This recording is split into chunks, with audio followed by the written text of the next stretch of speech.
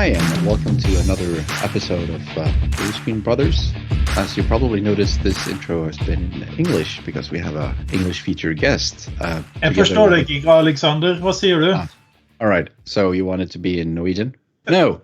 So, as Olav was teasing, we have Elias with us. And Elias, he works for Microsoft for, it is the corporate education department, if I'm not mistaken, right? That's right. Good morning, afternoon, evening, whatever time it is that you're listening to this recording. Very happy to be here and to answer your question. Yes, I work for Worldwide Learning. Worldwide Learning. So, what does your role contain of? What do you do for an? Well, so I work for a team, and the way I try to explain it always is that in Microsoft we have divisions, and my division, like I just said, is Worldwide Learning, and then we have a bigger team that's called ESI. ESI stands for Enterprise Skills Initiative, and within that team we have teams that are spread all around the world, and our role is to skill up and train our biggest customers, all around the world. So we have a presence here in the US, we have a presence in Asia Pacific, Europe, Latin America, you name it, all around the world. So our role is to provide, I like to say, white glove services, in this case, training services to our biggest customers. So skill them up on Azure so that they can ramp up and start using Azure or increase their consumption. And do you talk about, we've seen a lot of, at least here in Europe, we've seen it's been increased in popularity on doing the certifications. Is that part of your track? Yeah, so one of the things that we do is we provide training, we skill them up, and also we give them a promo code so they can go and take the exam. So that's a great benefit because people can choose, they have the option to take the exam for free, which helps a lot, when you don't have to pay. But it's a very interesting process because in my team, since we have that exposure that we're in front of customers every day, we know what customers want. We know what customers need. So we also work with our exam team so that we can design and develop and polish, refresh our exams. And that includes the objective domains, which is what's included in the exam, and also, the technical depth that's in the exam, the passing rate, the passing score, and what content it's in the exam. We also do that with our courses, since we're again delivering training. We know what's needed in those slides, and the content that our customers are asking for. So in our team, we have different course leads, people that are in charge of having that relationship with the content developers. And we're like the SMEs for that course. So we represent ESI, the voice from the field, let's call it that way, the voice from the customer.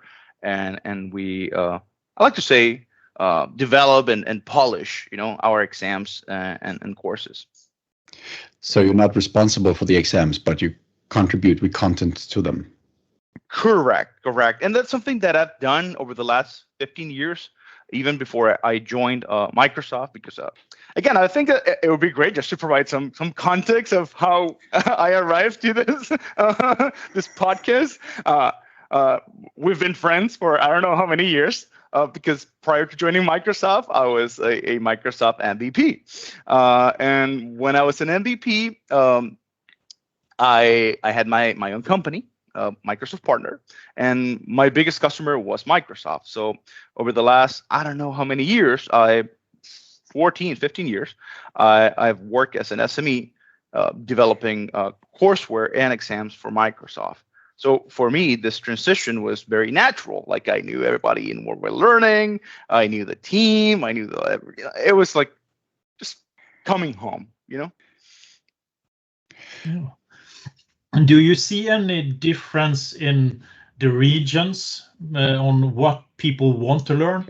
Is there any different from the US customers to the European customers, for instance? For sure.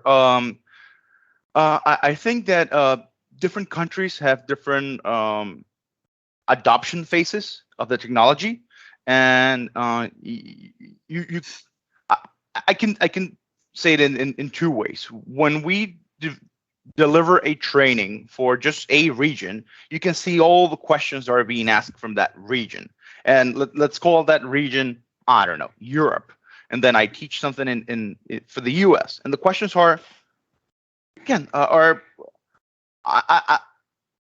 asking questions about different features, different products, and that leads me to believe that it's because the adoption cycle is different. Also, when you have trainings where you have people from all around the world, and that's something very normal, we have those discussions, and I like to say that I'm not just a trainer, or I like to be like a coach, like a moderator of a conversation. So when I start a class, I tell them, one of your benefits is that you're going to get an exam, you're going to get your course material, you get to spend a week with me, hopefully that's a benefit. But I think the biggest benefit is that you'll get to know other people from around the world that are doing the same thing as you do, every day. So it's building that connection, not just customers with a Microsoft employee, but just peers, friends, because at the end of the day, that's what we are. We're all technologists. We're all Microsoft people, Microsoft experts, and it's all about adopting new technology. You can talk to the Microsoft people any day, but I think it's way more interesting to talk to other people that are doing the same thing as you, or that are doing something that they've done something that you want to do, so that you can get the real world experience from a friend, from a peer. So to answer your question, yes, I see that there's a difference between what's being adopted out there, especially, and this is the biggest one. When you think about networking and bandwidth, many years ago, the US was like the pioneer, like we had the fastest connections, and some other countries didn't. And now in Europe, the internet connections are so fast and reliable, way better than what we can get here in the US. But there are some other regions where still it's not as ideal. So when you talk about, let's say, express route, that's a conversation that can be pretty much normal for our US customers. But in certain countries, like, for example, in Latin America, they're starting to consider that, or it's not available still in the regions because the infrastructure of their respective countries is not there.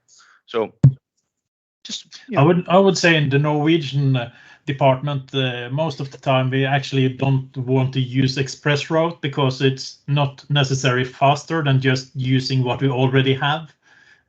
So okay.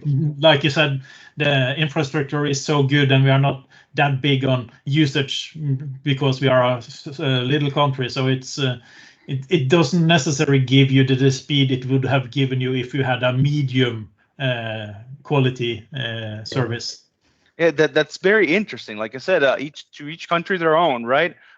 So there are places where the latency is really bad, and going with an MPLS circuit, where you can get, again, the speed varies by country, but there are some places where you can get up to 100 gigabit, and in some places up to dual 100 gigabit per second tunnels, and using ExpressRoute it's like, for me, I try to describe it when I access SharePoint or Outlook on the web using ExpressRoute. It's like running it locally. It's like going to local host and running it locally. It's so fast. It's so snappy.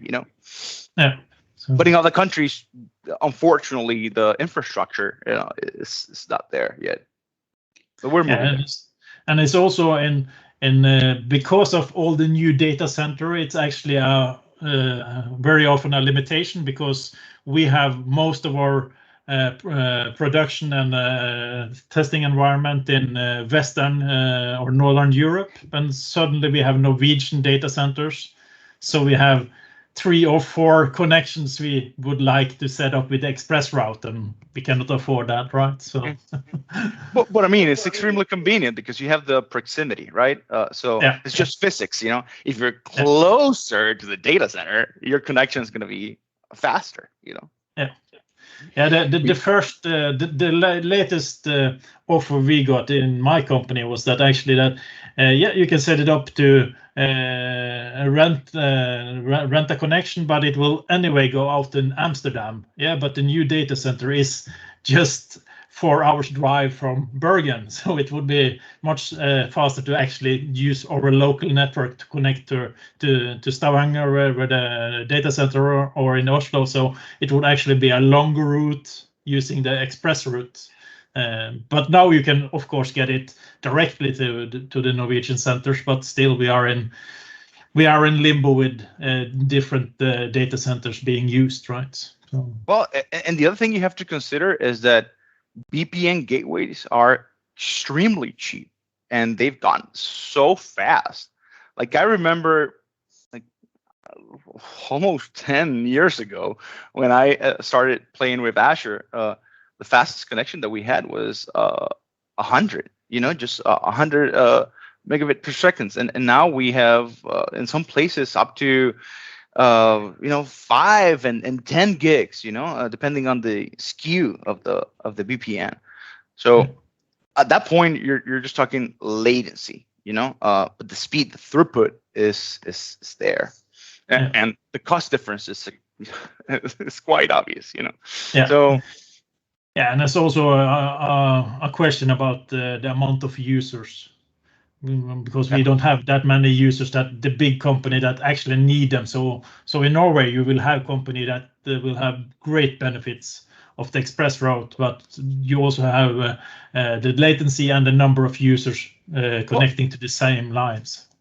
Another thing that I think is really important to know and to consider is that even the biggest companies, when I say biggest, most users and biggest budgets, even those companies, they don't just use express route because they have the budget to burn money. They just don't use that. Like a well architected, properly architected Azure infrastructure means the applications that you need, like they're really sensitive to latency. Those are the ones that you're going to route through express route. For the rest of your daily usage, it doesn't make any sense whatsoever, especially financial, monetary sense. For that, just route it through a VPN connection. And again, well architected, it doesn't just mean, I'm using the latest and greatest. It means using what's best for the business. Yeah, at the current state or the near future states. Yeah. So, and you took us into a point about attending classes to speak with other attendees. And that's one of the biggest reasons why we as Norwegian like to talk to the other attendees, is that actually if we are talking to you, you will give me an example. Well, my 500 Exchange servers, right? So, and we will say, yeah, but we only have 4, right? So if you can talk to customers at the gatherings that actually have the similar environment, that will be more valuable than sometime talking to the Microsoft guys that are used to the big and fancy stuff. Well, I definitely feel you. As you guys know, most people listening to this probably not know, but as you guys know, I was born in Venezuela. And Venezuela is a small country in Latin America, just in the Caribbean. And I when I was there, I used to, again, own my own business, Microsoft Gold Partner. We did a lot of infrastructure consulting and architecting for our customers. But because of the size of the country, same thing. There are limitations, right? You cannot have like 200,000 users, in one company. That's not the case. So a large organization, you can have like, I don't know, 5,000, 10,000, and that's like very big. So one of the things that I used to do back in the days when I lived in Venezuela and work, for Microsoft, helping with the exam, was to provide that experience, and exposure to the rest of the world. Like, hey, things are not just like like here in the US. There are many other countries and things. Technology goes at a different pace. People have not adopted this Windows server. They're still in the previous version. The bandwidth is slower or is faster in other countries. So bringing that worldwide perspective, not just US centric, that's something that I like to think that Microsoft, again, I was not an employee at that time, but that they really valued for me. Like I brought that experience and from the rest of the world, because at the end of the day, now that I work for Microsoft, I can say I can do the inclusive verb, use the inclusive verb, but we are a global company, right? So we need to be considerate and inclusive of all of our customers, and there are different, scenarios and experiences. But I see you still have the US bug. I was just coming to that, the US bug. It really doesn't matter how much you try.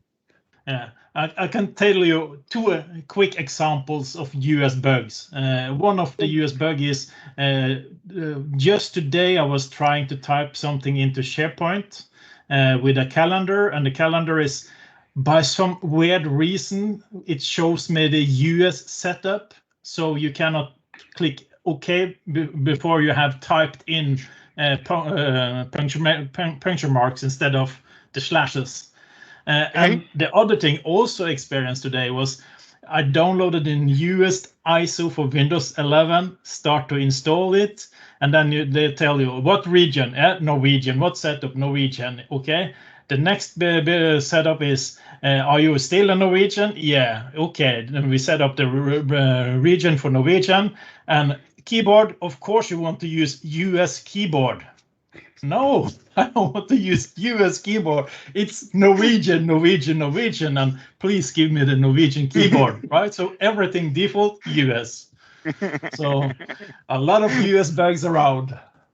Well, those things can be fixed. But yes, I feel you. Again, I was not born in the US, and I've been fortunate to travel all around the world and to have customers all around the world that experience the same things that, again, you are experiencing. So you're not alone, So, yep. So we have adopted the name of US bug when we get a problem that are related to it, expecting US settings when we are not US set up. Yeah. Let's gather that feedback and pass it to the product group. We'll get it fixed. You mentioned you were lucky and fortunate enough to travel a lot. How's it been for you the last couple of months, the year and a half, now that there's been travel bans and travel restrictions? Have you been doing the courses and trainings online? Or has it been like this since forever anyway? Well, Alexander, that's a great question.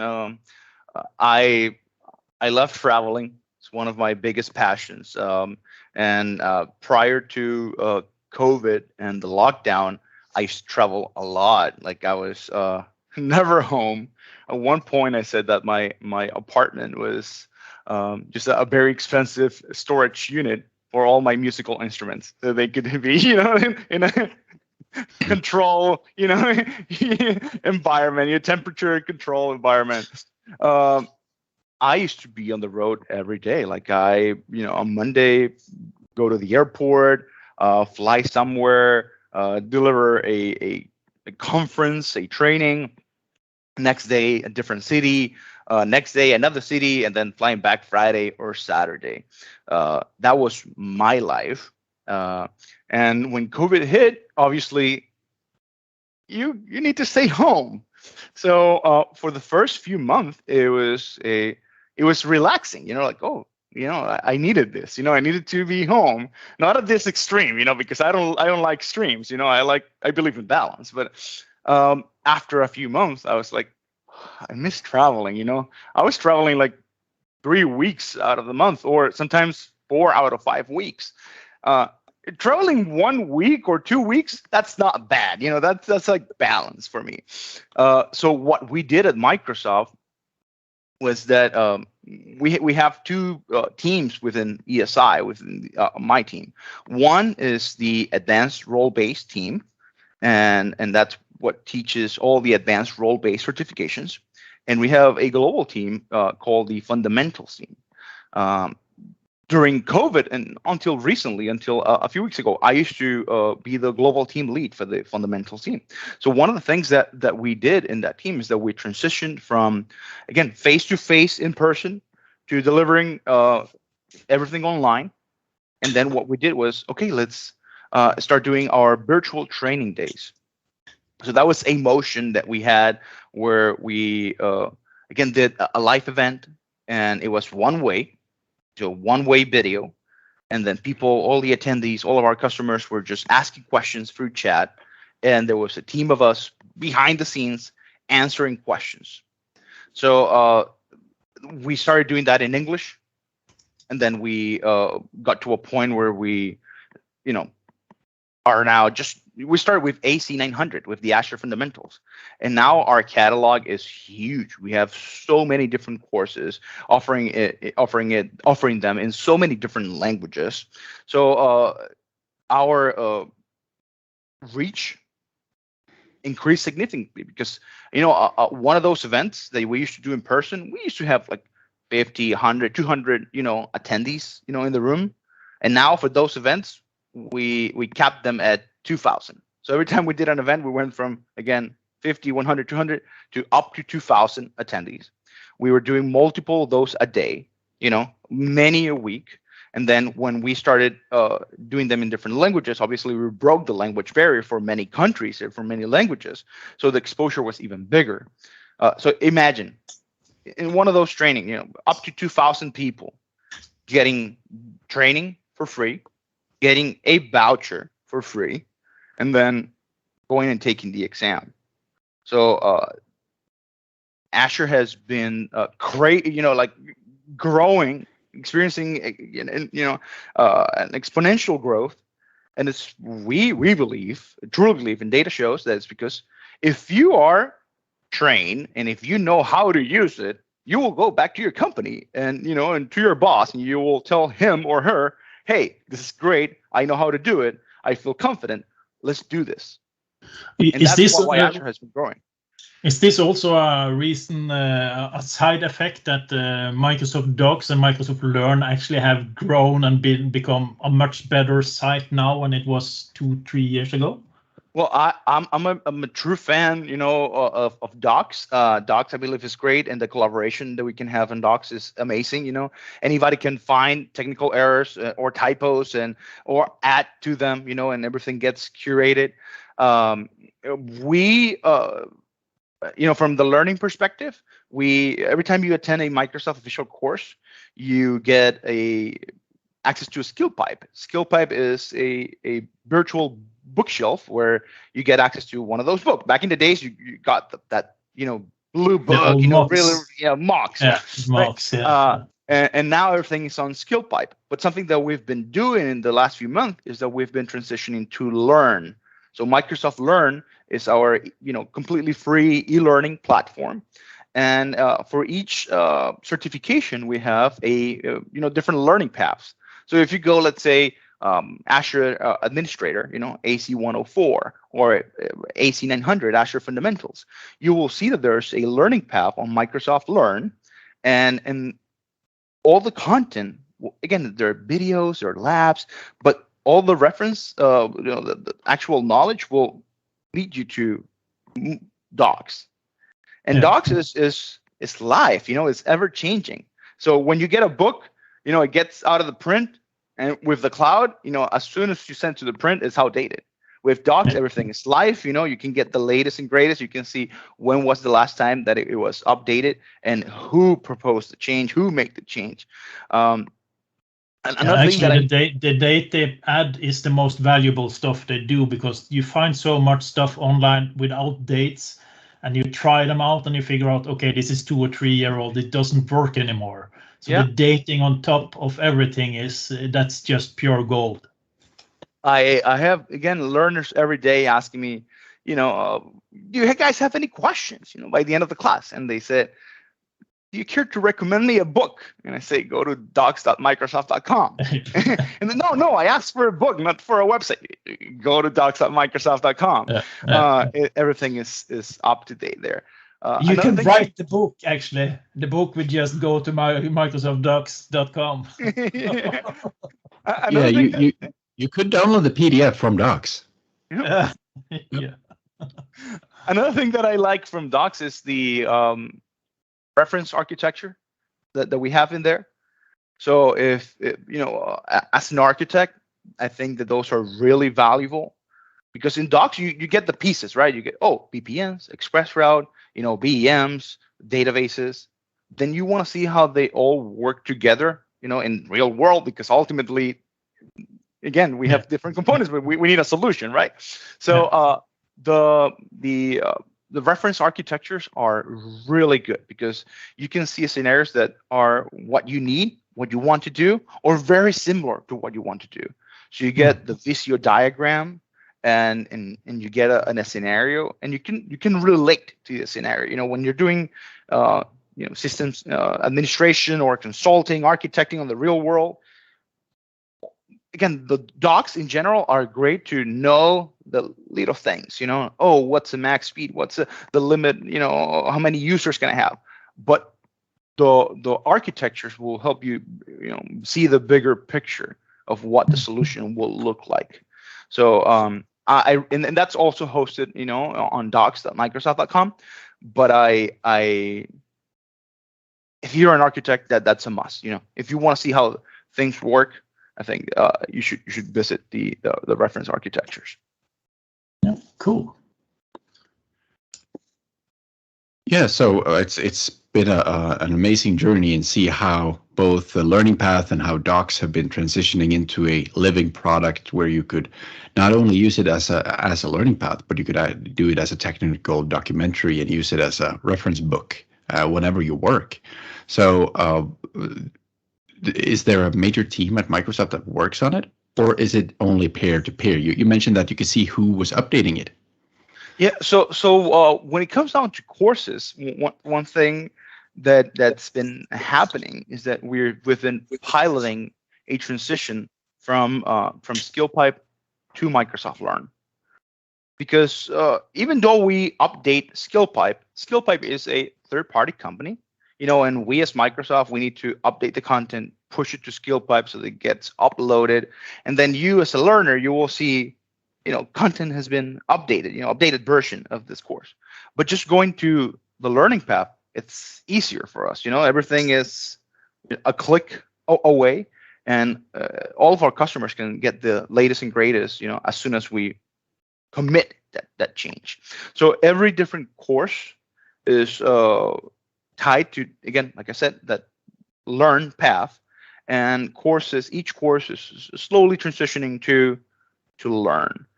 We believe that that's the right thing to do for our customers, because you can get the information right away, and the information is ever changing. It's always changing. So the exams is also changing quite often, are they? Yeah, for the exam, that's a great topic. For the exams, we do something called a JTA, a job task analysis.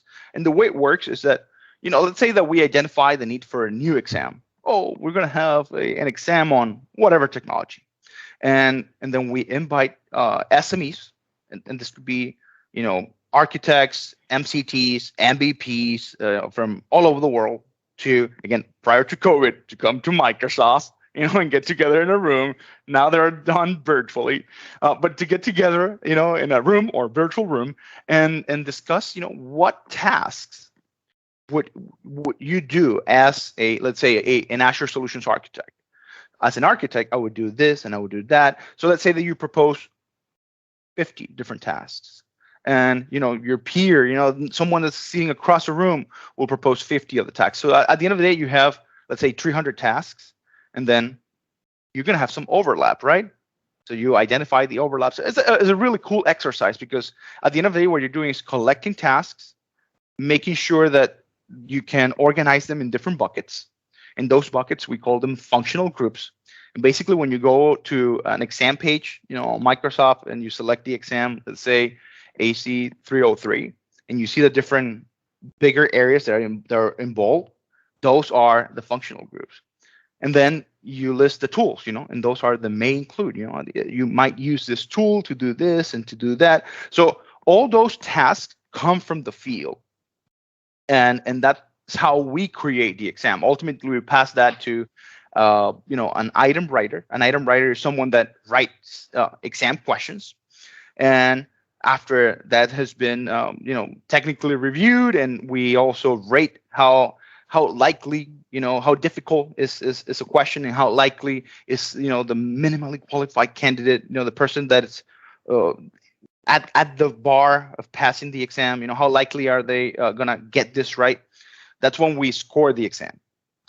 After that we send it to beta, and that's where you can sign up, and take the exam in a beta stage.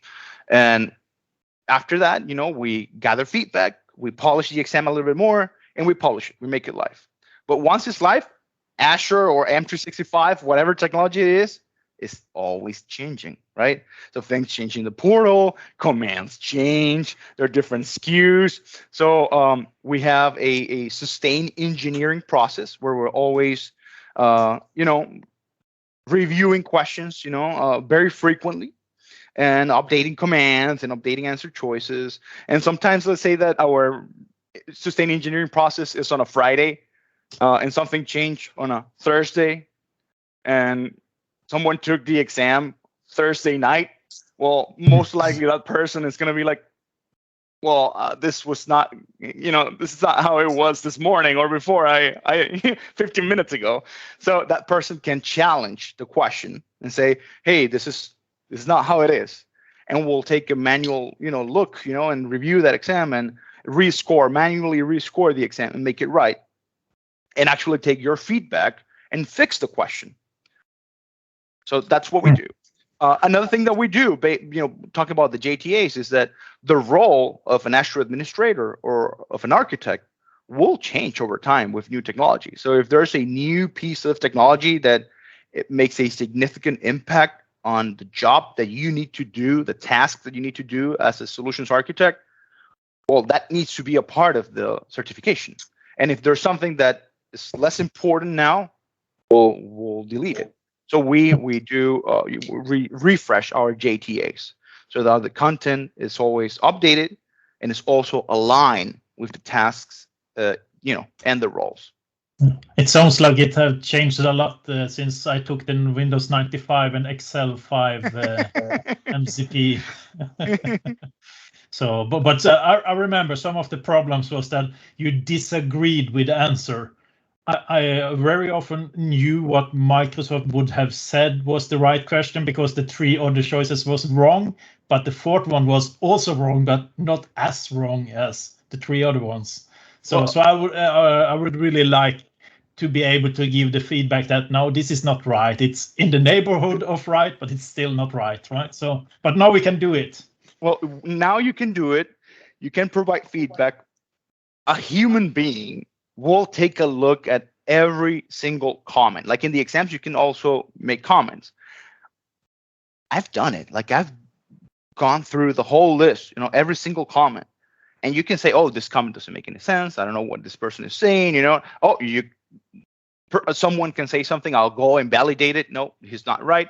But sometimes you say, oh, he's right or she's right. Yeah. And you go and fix it. And then you ask for a manual rescore. And sometimes you might, take the exam and you will get the message that says, sorry, you fail. But you challenge a question, and let's say that you score, 698. And then you challenge the question, we review it manually, and they say a couple of weeks later, you get an email, congratulations on achieving your Microsoft certification. And you're like, what? You get super excited, you're super happy. And that basically meant that, we review one of the questions and that question was right and you were right. And now your passing score is, 702, and you passed. That's which is 700. So we'll make things right for our customers. But it's still important even if you should not only challenge them to pass, you should challenge them anyway if you think it's the wrong answer, because other people will be tripped into the same. Of course. So. And most of the time is that things change, and they have not been updated. And that's just the nature of the cloud, the times we're living in, Things move at a, such a fast pace. Yeah, how many times haven't you been on stage demonstrating some you did the night before and it hadn't changed? You're describing my life, like I'm teaching Azure almost every week, and I'm demonstrating things in the portal, and then you click here, and then I'm like, in my brain, it's like, oh, this was not there, and that's the mastery, of the experience. Oh, and then you click here, and you're just figuring out, but you don't say that that's new. Sometimes you do. Sometimes you think out loud, and it's just like, oh, whoa, this changed. But most of the time, you're like, act cool. Yeah. Like nothing never happened. And that's just a mastery of presenting, for so many years, Yeah. Well, to round up this fun chat, what would be the one tip that you give anyone going either for a course, a learning path, or an exam? What's the one key takeaway that you would like everyone to know? Great question, Alexander. And that brings me back to Olav's prior question. And I think that when you go and take an exam, you can study a lot, you can have the experience, but you need to know that whatever exam you're taking, that exam, most likely, if it's an advanced role-based exam, it's tied to a role. So let's say that you in your role, Alexander is a solutions architect, for whichever company. And that's what you do every single day. You're architecting solutions, you're designing solutions. And then you want to take the Azure Administrator exam. Well, guess what? For the Azure Administrator exam, an administrator would not have the visibility that an architect would, probably won't have the permissions that an architect would. So when you go and you are the architect and you want to take the administrator exam, you need to put that hat on, the hat of an administrator. And sometimes, just like Olav said, you see a lot of answers and you think that they're all right, but which one's right for the administrator and which one's right for the architect?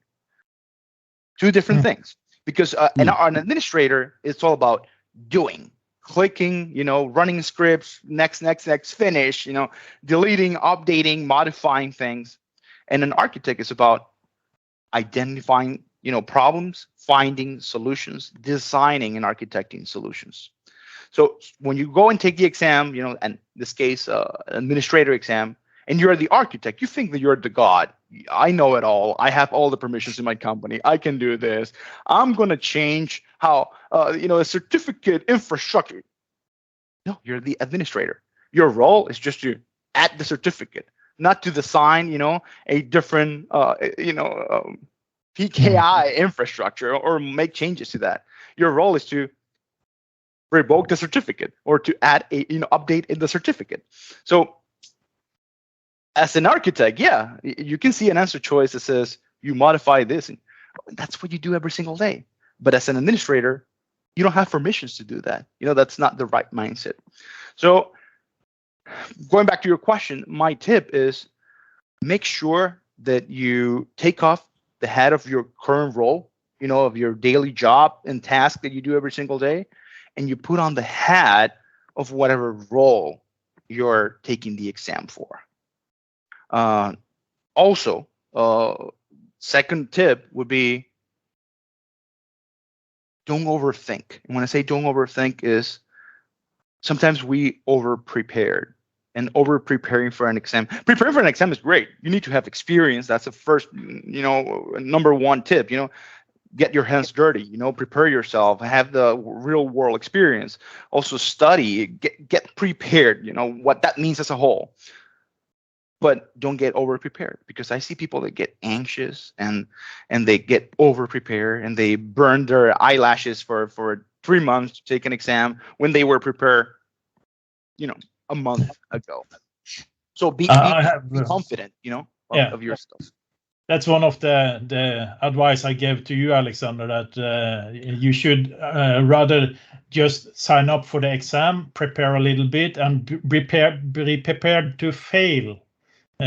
So you don't use too much time to study. So it's better to actually just fail once in a while and be aware that this is hard stuff. but you can be studying the wrong thing for 2 months, and when you take the exam and you failed in something you thought you know, but you get the overview in what topic you failed. So failing could be the best way of learning the right way. Yeah, that's absolutely right. And again, that's the real world. You do something and you break things, and now you know how to fix them, right? I have many certifications. I consider myself, when I introduce myself, I say I'm a certification junkie. I have over, 50 Microsoft certifications. I stopped counting at 50. And I failed some exams in my life too. But every time that I fail an exam, I've gone back to my books, my VMs, my testing environment, practicing, polishing my skills, and took that exam you know what again. you are looking for, right? Yeah. You know what because to look at the end of the instead exam, you're going to get a scorecard, report. It says how proficient you were on each area, on each functional group. So, I did great on security. I don't need to focus on security. Oh, I did not that good on licensing. Oh, I need to study licensing. Yeah, exactly. My point. Yeah. And to your point is about failing, but again, taking that hit and being stronger, coming back stronger the next time. I have a friend many years ago that he went and took an exam. It was the Windows XP 70-270 exam, like Windows XP exam. And he scored 696 or 98. Barely passed the exam. For the ones of you listening and you've never taken a Microsoft exam, you pass your exams with 700 out of 1,000. He barely passed the exam, and he called me, and this is an adult, and he called me and he was crying, and he had consumed a lot of alcohol. That's the only thing that I can say. And he was really depressed because he failed the exam. And he never took the exam again, ever. He got depressed and never got out of that hole. I tried, I helped him, and he said, not taking the exam. Another friend from that group also took the exam, and he failed.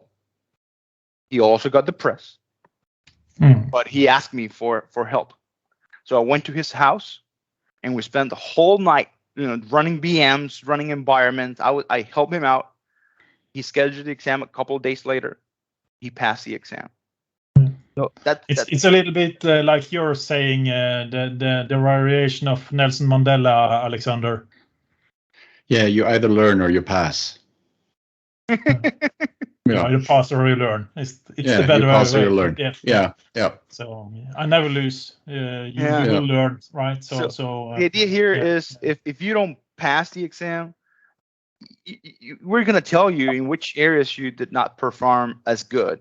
Go back to the books, quote unquote books. Go back to docs. Read the documentation again. Deploy another service, VM, whatever the case might be. Get your hands dirty, polish your skills. Go and take it again. Get certified. It's about they are hard, but they are not impossible, right? So that's right. And they need to be hard. We want the certifications to have value, right? It's to be a professional achievement. When you hired a Microsoft certified professional, that's a bar, right? You know that you're hiring somebody that knows what they're doing, and at least that's the expectation. So I have people that told me, hey, I took the solutions architect exam. That was really hard. And I was like, I work on those exams. And I'm like, oh, so it's your fault. It's your fault. I'm like, well, it's my You're fault. That guy. And that the bar is high, But how do you feel after you prepare for the exam? Yeah, I feel great. I feel like I learned a lot of things, And even though you were doing the role, you were already an architect. There's always opportunity for improvement, opportunity for learning new things, right? Yeah. So I always like to say that there's a difference between passing an exam and certifying your knowledge. And for me, the real certification is being able to do the job in the real world, right? Just to troubleshoot the problem, to design the solution, or for us, 3 of us, to get on stage, and have 1,000 people in front of us and deliver a training and get a bunch of questions out of the blue and be able to answer all or most of those questions.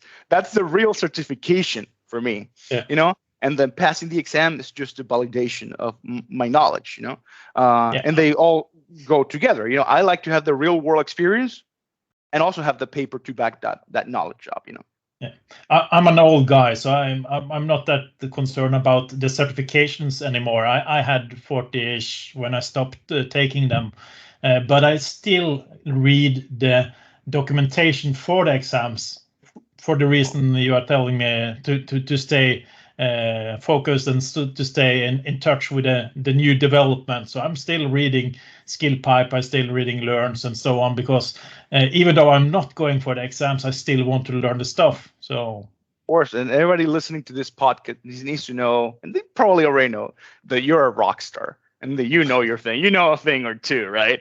So you don't need to prove anybody, anything to anybody. But still, for me, it's a personal challenge, and as a trainer, as someone that's coaching, mentoring, and delivering training every single day, and helping others, get certified and pushing them to achieve more, in their careers. I need to be able to know what's in the exam, so that I can, again, I'm not going to tell them the questions and the answers, but I need to tell them, how to approach the exam, what's in it, what to study, what are the boundaries of the exams. So, So you're still doing the MVP stuff to teach communities, or you know make what they people say, become geeks, right? Once an MVP, always an MVP, right? So again, I was an MVP for 11 years, and a Windows Insider MVP for 2 more years. I will always be an MVP. I have a passion for helping others and for sharing my knowledge, and as long as I'm alive, that's what I will do. Help others, achieve more. So, and that's what unite us as friends, and as MVPs. And even if at one point you're not an MVP anymore, again, that doesn't mean that you change as a human being. What really makes you as a person is that passion for sharing your knowledge and helping others. And that's why we say, once an MVP, always an MVP. And that's the reason why we had to have you on our podcast. Oh, even come on. though you're talking strange language, not Norwegian, so. Well, I'm really proud and happy, that you guys invited me to be on your podcast, and to have this conversation with you guys, and to again have this very informal chat, and get together and know that you guys are staying safe and that you're doing great. So thank you for the invitation. Hopefully we can visit soon. So actually the summer this whole stuff was happening, I was going to Miami where you live, and then just to keep me out, you did this crazy thing about COVID, just to make me sure that I'm not coming to Miami. Well, I'm waiting for you guys. You know that this is your house. You can come here anytime you like. Alexander has been here, and I would like to think that I've treat him good. So Alexander, I don't know, do you have any piece of feedback or comments on that? No, it was so joyful. I did it twice. And that's what made me want to come also. I don't care about Miami, but I care about Elias, so I wanted to come just for you, right? Yeah. That's so nice. You made me blush. That's going to be the picture on the podcast. All right. On that, I'll thank you for your time, and thank you for everyone listening to our podcast. Thank you, Olav. Thank you, Elias, and goodbye, and see you soon. Bye bye.